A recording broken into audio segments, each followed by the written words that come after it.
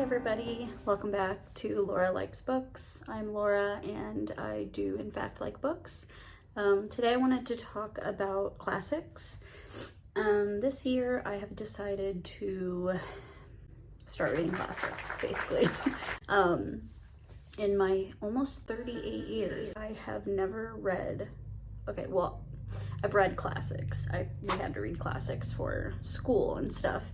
But I've never read a classic book like for enjoyment on my own without being forced.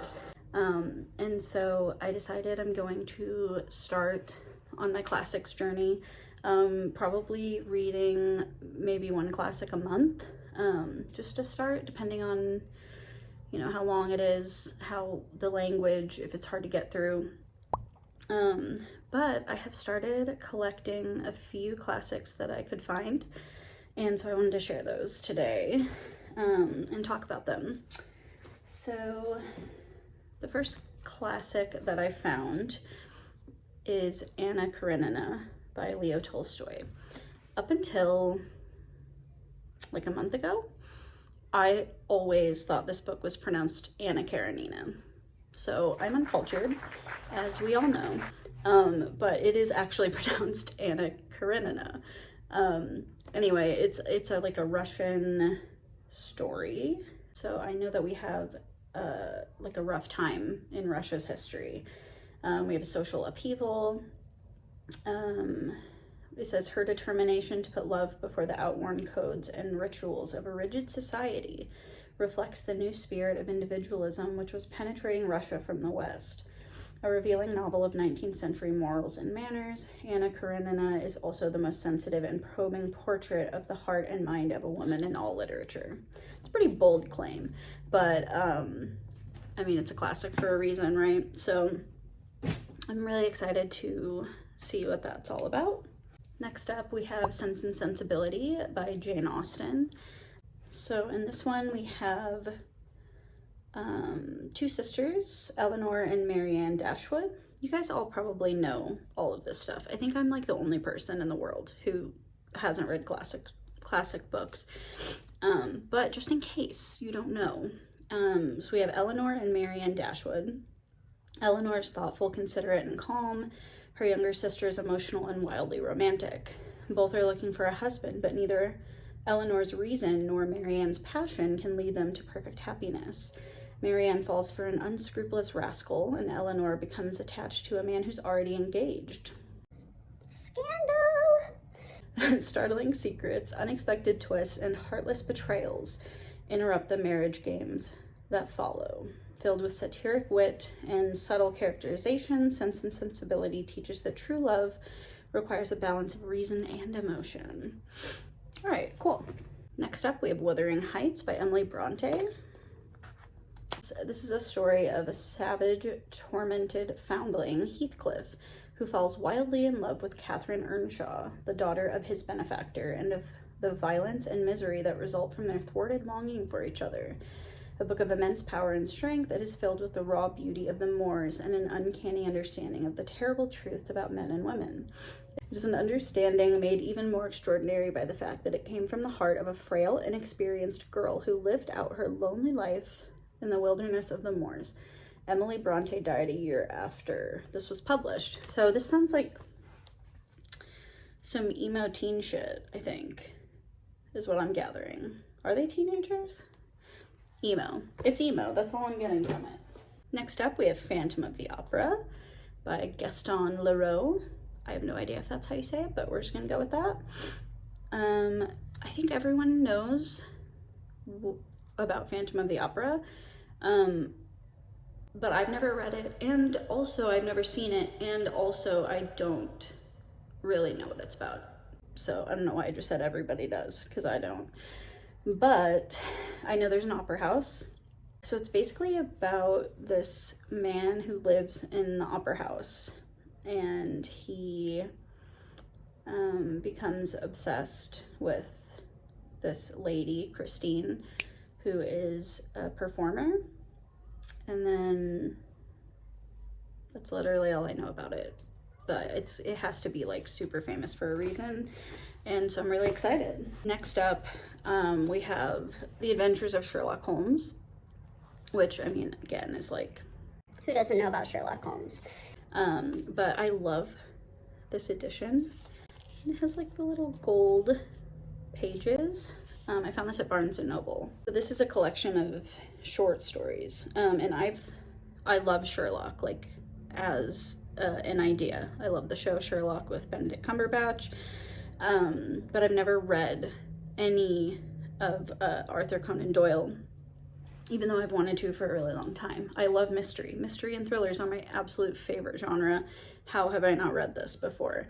So yeah, this one is, I'm definitely going to start reading very, very soon. And again, I just love the... I love the aesthetic, you know? And then finally, we have two by the same author. So we have Little Women and This Christmas Treasury, both by Louisa May Alcott. There's been several movie adaptations of Little Women. I know there was one pretty recently even, but I've seen the one that was made, I think it was made like in the 60s, I want to say. It's like one of the older ones. And I loved it. And I just feel like Little Women will be my classic. Like, I think everyone has like a classic that they identify with, and I just have a feeling that Little Women will be mine, just based on what I remember from the movie. A bit of a story time. This book I feel a connection to. When I was young, like 9 or 10, I want to say.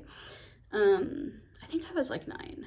Doesn't really matter. But when I was a kid, I lived with my mom and my sister Keely, and we were extremely poor. For most of my childhood, we didn't have a car or like a phone or cable, or, you know, just like we lived in a trailer, and, you know, none of that is to say anything other than just setting up for this story.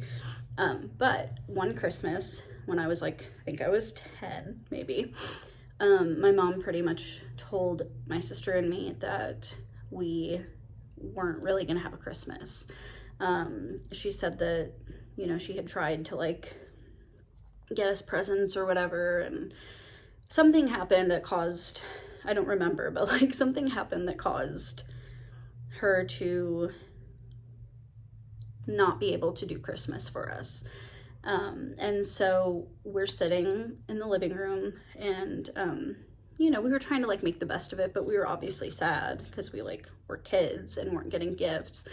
And so all of a sudden, like, these people came and knocked on our door with just like bags of toys and presents and like gifts.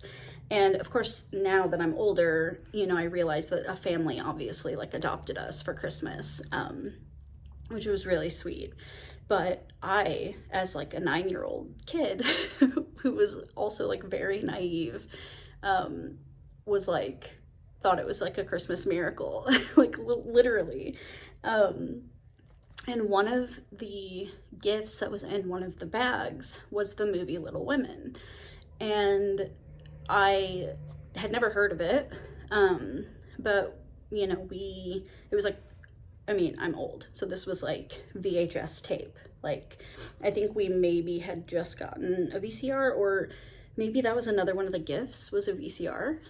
I know we had like a super like tiny little TV, but we started watching the movie right away. And I remember feeling so connected to the March sisters because they were poor too.